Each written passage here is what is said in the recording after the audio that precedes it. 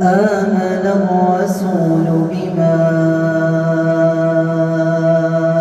أنزل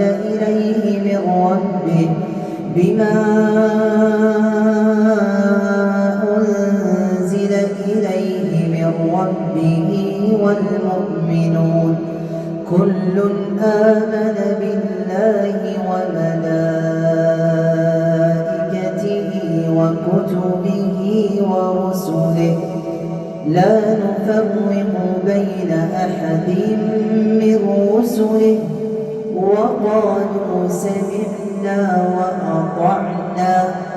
غفرانك ربنا وإليك المصير.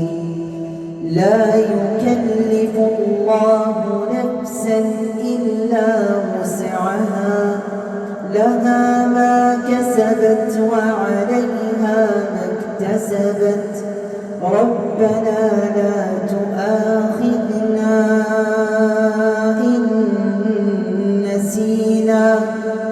إن نسينا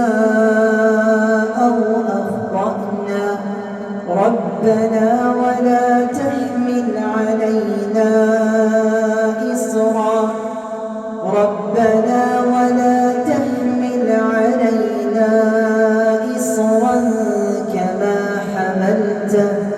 كما حملته على الذين من قبلنا ربنا ولا تحملنا ما لا طاقة لنا به واعف عنا واغفر لنا وارحمنا أنت مولانا فانصرنا على القوم